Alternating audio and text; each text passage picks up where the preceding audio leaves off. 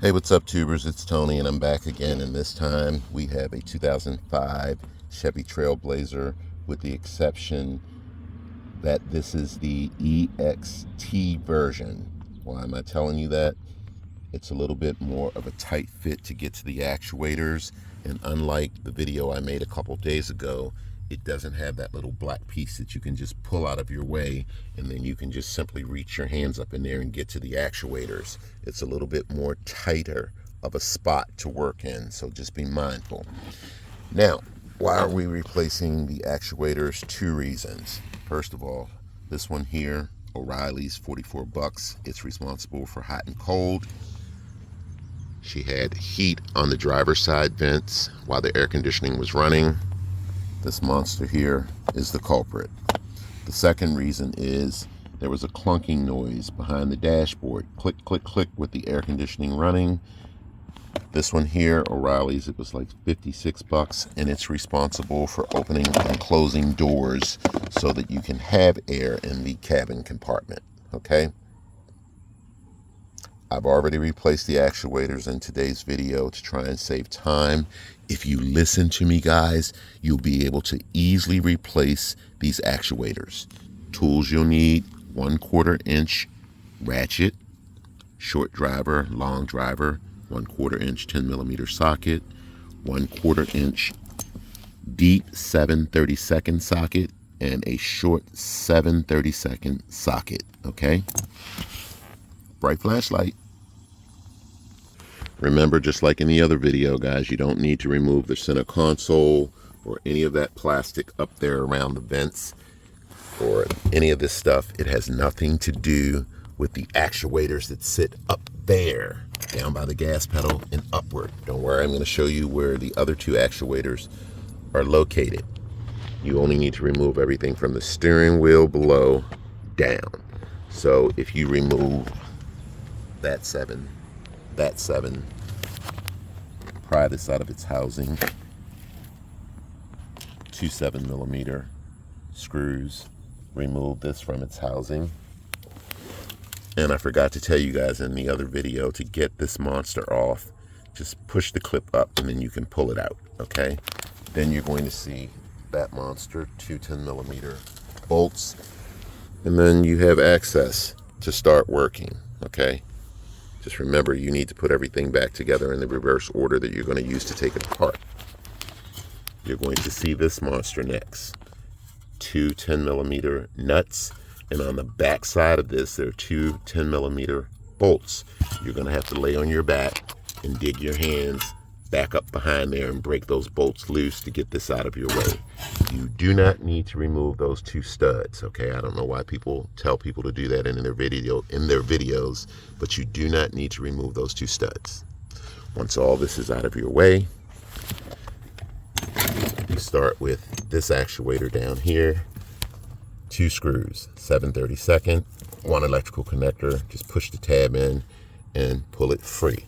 Now, when you go to install this actuator, guys, look behind here. When you pull this off, the old one, however that lip is on there, you need to line up the lip on the new actuator. Even if you have to spin the actuator around and put it on there, then you can line it up. Make sure that your screws are tight, your electrical connector is back on. Do not start the car and touch the dials yet, okay? You want to do something with the battery in the end. So that's actuator number 1. Now I want to clearly show you with this other actuator, all you need is a 1/4 inch ratchet, short 7/32 socket, and that's more than enough room for you to go up in there with your hands, put it on that screw, and you just have to go through the tedious process of turning it out.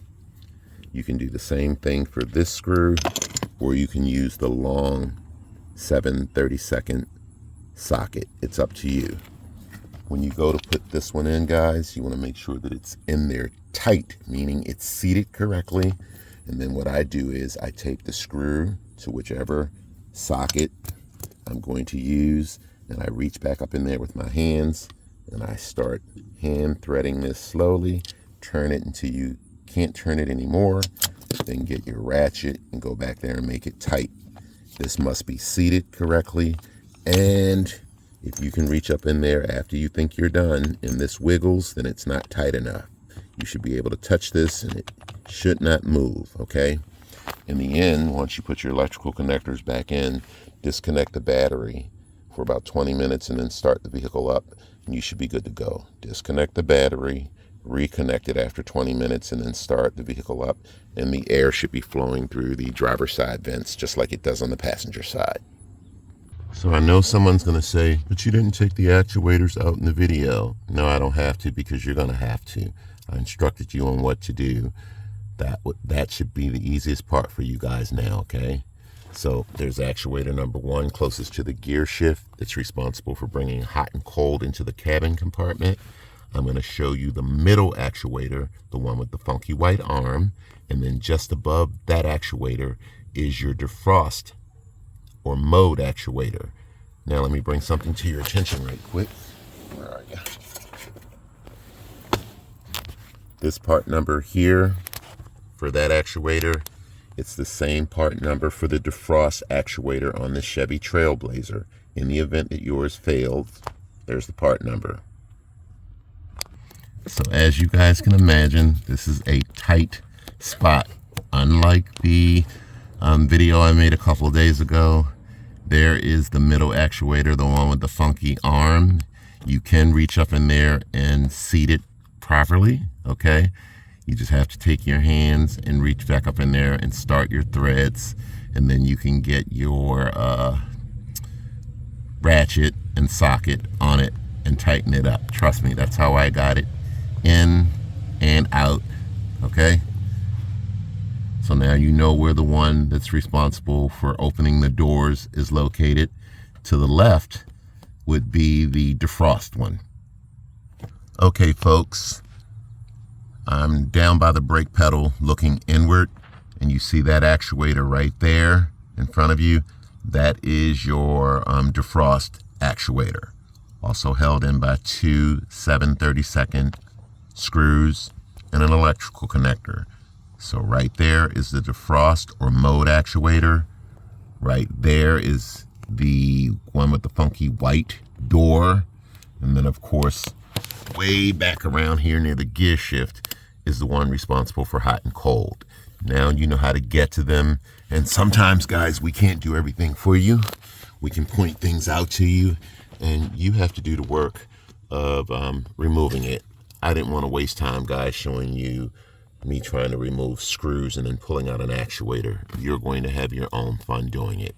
So I hope the video has been helpful. And remember, this is the 2005 Trailblazer. It is the EXT version.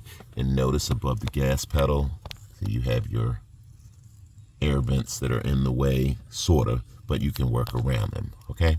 All right, folks, I hope the video has been helpful, and then everything goes back together in the reverse order that you use to take it apart. Don't be like these people, guys, and break up shit.